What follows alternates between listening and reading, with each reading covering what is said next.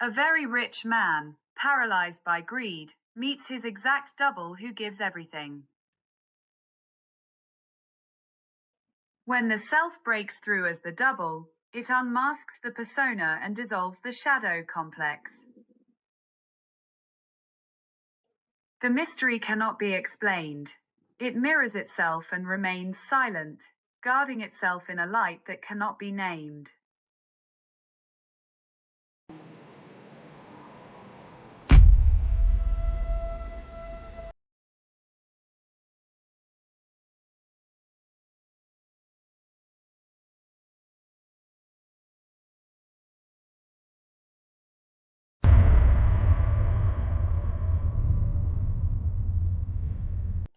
A sallow, emaciated man curled up on a golden bed in a dark room, while high up in a tower a small light shines.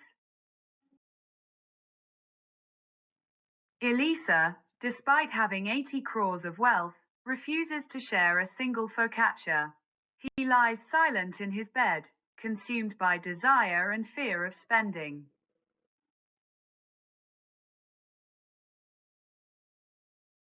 Illīsa is identified with the mask of the rich man, but his shadow is the avarice that devours him. True hunger has no name. It is the emptiness that precedes every word, the silence that demands to be crossed.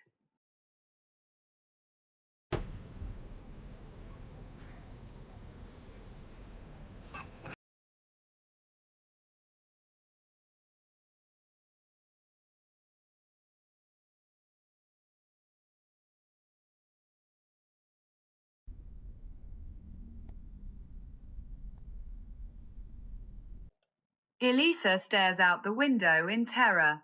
Outside, suspended in midair, a being of shining light with his identical features smiles serenely. Moggallāna, or Sakka, appears with the exact appearance of the miser, but with an attitude of absolute freedom. The miser's identity is stolen by a higher power that embodies his own unexpressed potential.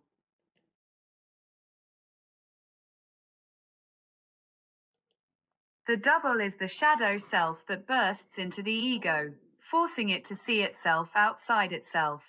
The archetype of the double bursts in as a mirror image that accomplishes what the ego dares not. It is a necessary and terrifying confrontation.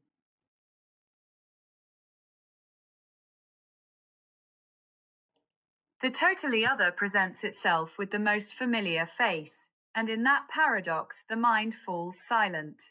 The apparition is a mystery.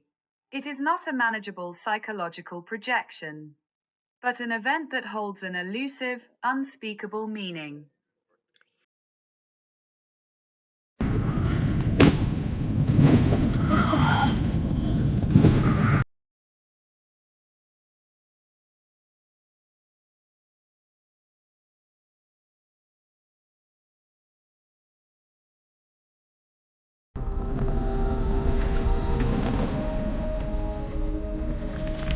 A tiny focaccia in an oven explodes in size, filling the entire room with a warm, golden light, burying Illīsa and his wife.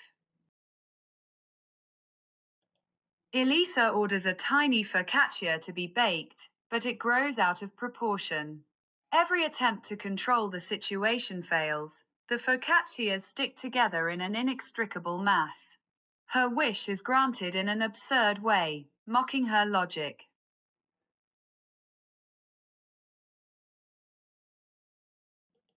Enantiodromia reverses obsessive control into uncontrollable abundance. Extreme psychic tension turns into its opposite. The attempt at control generates chaos.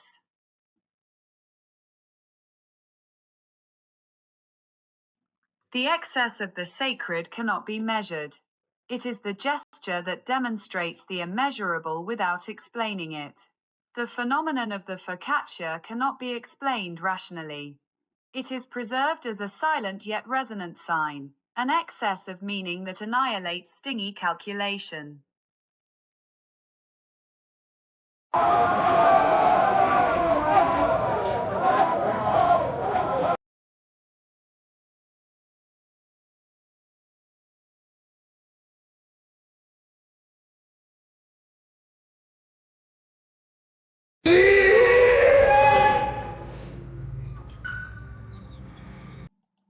In a royal court, two identical Illīsas stand. The wife, children, and servants are all kneeling before the double, their backs to the real Illīsa, who screams in despair.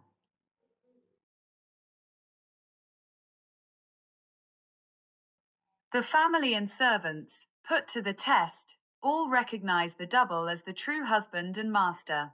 The last hope is the barber, guardian of the secret of desire.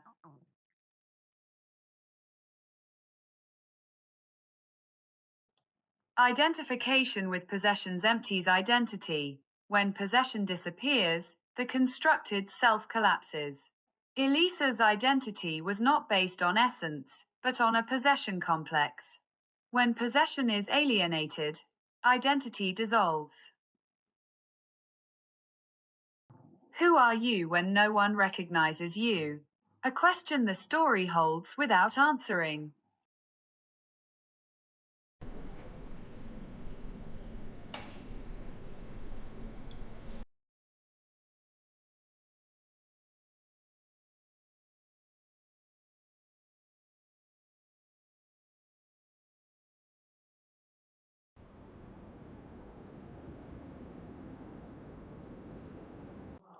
A barber carefully examines the heads of both Illīsa. A close-up shows two identical birthmarks in their hair. The barber raises his hands, helpless. The wise barber examines the two heads. The secret birthmark is on both, indistinguishable. The bodhisattva barber, the only hope, declares, both limp, both are bent, both have a birthmark. I cannot distinguish which is the true Illīsa. The logical distinction is impossible. Conceptual knowledge surrenders. The distinction between true and false dissolves into the unconscious.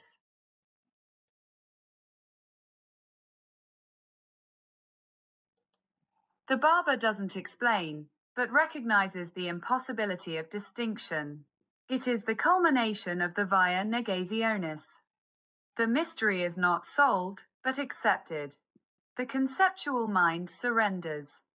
Familiar not because it has been identified, but because it has remained silent and resonated within each of us.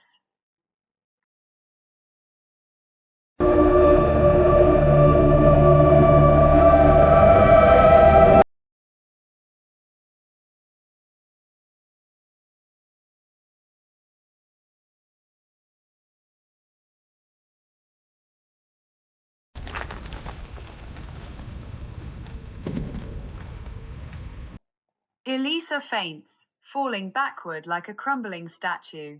Above, the luminous figure of Sakka hovers in the air, a ray of light from one hand reaching the heart of the man on the ground.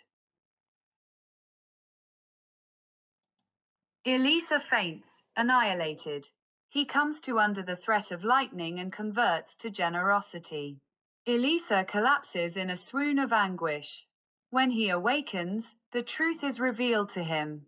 The double is his father, come to save him. The threat of total destruction, the lightning, and the grace of revelation convert him.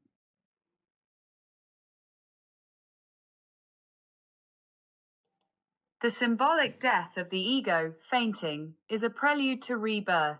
Illīsa is free from the avarice complex because he has experienced its dissolution. Shock therapy has accomplished its work. The material fixation is dismantled not by reason, but by the experience of a shock that transcends every name, dream, and conceptual gateway. What is reborn beyond the name, the dream, and the door cannot be said. It can only be lived.